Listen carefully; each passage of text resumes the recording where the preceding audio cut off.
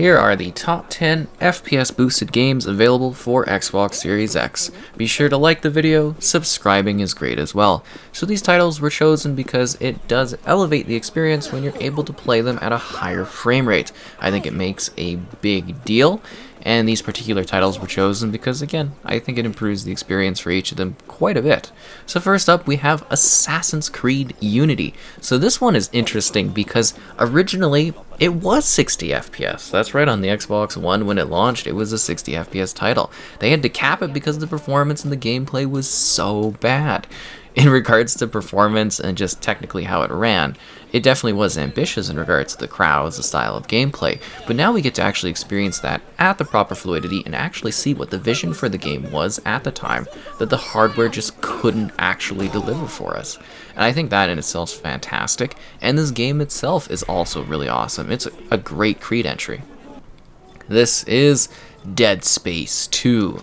Horror comes alive in this really well-loved expansion upon the initial Dead Space game that offered even more terrors and horror as you continue your adventure against these monstrous creatures that literally seem to just not like you specifically, because I mean, what are the odds that you've been sitting here in your little cozy coat for a while and all of a sudden they start running and showing up again.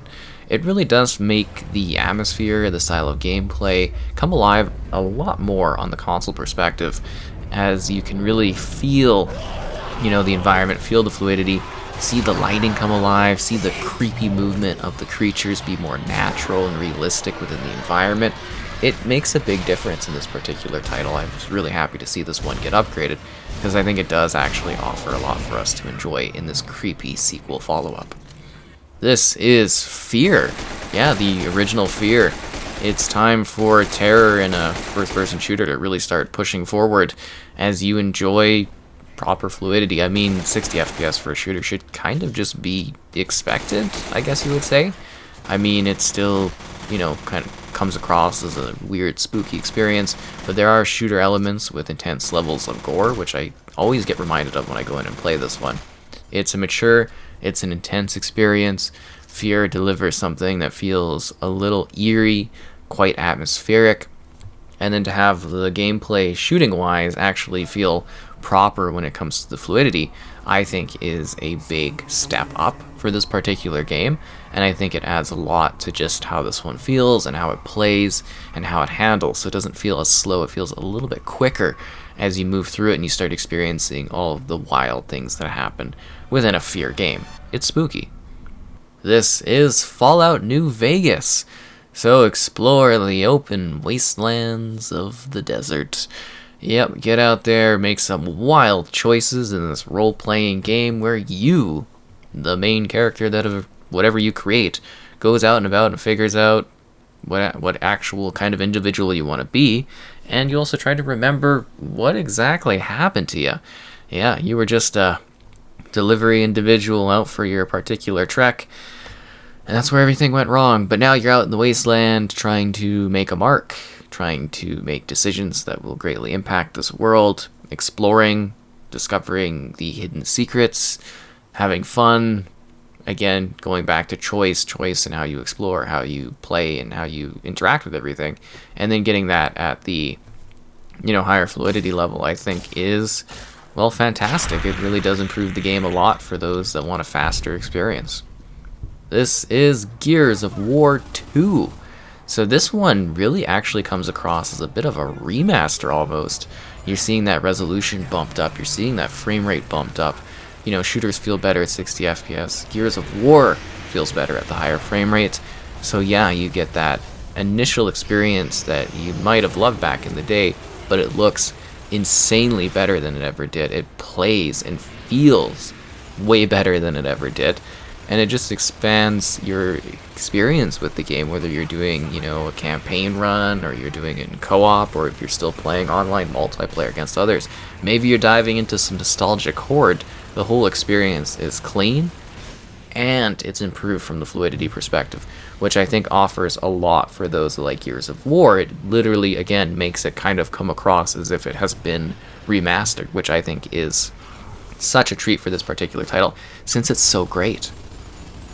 This is Sonic Generations. So probably one of the best, if not the best Sonic game, and still I would maybe even say to this day, really. It's a compilation of 3D Sonic, 2D Sonic. You get to enjoy a variety of best of levels that have been kind of thrown together, where you can play them from the 3D perspective, then you can play them from the 2D perspective, and they all have their different styles to them. And then of course this is another one where it again basically looks like a remaster in regards to the resolution quality of it, and then on top of that, getting that smooth frame rate, I think just makes this feel excellent, literally remastered, which is fantastic. And that's really what the best you could ask for when it comes to kind of seeing these older backwards compatible games get legacy improvements, is just giving that quality of life upgrade, and then also that quality of frame rate upgrade. Oh yeah. This is Watch Dogs. So Watch Dogs was a very interesting title. It was, I don't know, overly ambitious, or shown as being something even more ambitious than it is, but it's still a very complex game.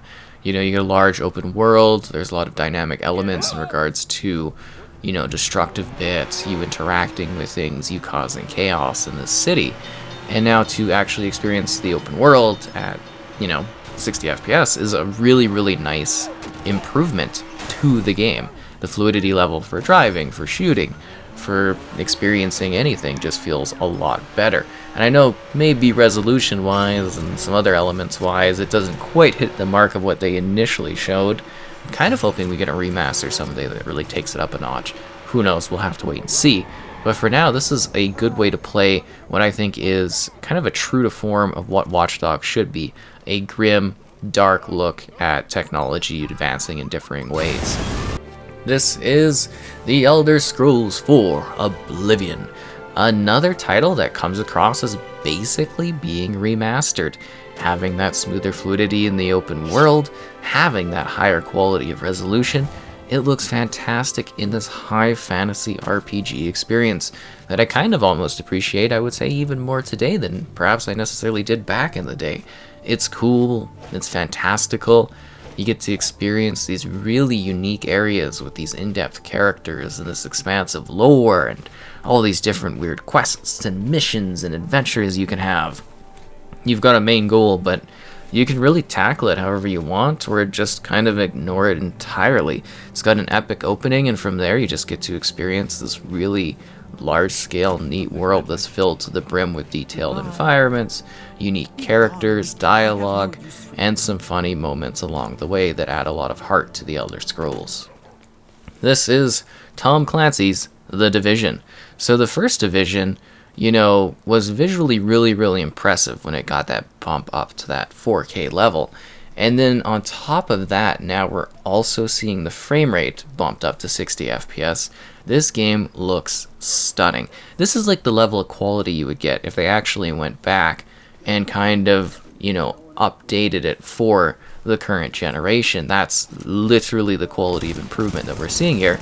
And it's not necessary because it's just automatically applied and just improves your gameplay experience. This is as perfect as it gets for this sort of thing. And it's so awesome that we see this available. And I kind of wish, well, I really wish that more titles were given this sort of, improvement just without having to see anything change and whatnot. It's kind of amazing because it really does enhance your open world survival and exploration experience. This is Tomb Raider Definitive Edition. The initial Tomb Raider game, at least on the Xbox One side of things, being capped at 30 just wasn't that great because you get all these improvements, but it doesn't feel right. Now with the 60 FPS, it feels right, and it looks good, and it's an incredible start to this Survivor series that is then followed by Rise and Shadow of the Tomb Raider. A great trilogy of games, absolutely excellent, well worth playing, and now you can play all of them with a decent quality, I think, in regards to fluidity and style. And this initial one is just a great starting point because it really does showcase who this character is in this latest iteration of Lara Croft. And then you get to see that continued in 2 other ones, which is really, really cool. So I hope you found this to be an interesting and helpful look at 10 great FPS boosted games on the Xbox platform. These will improve your experience in many different ways, and while there are lots of options, I think this was a good variety and a good selection. So again, liking the video is great, subscribing is great as well.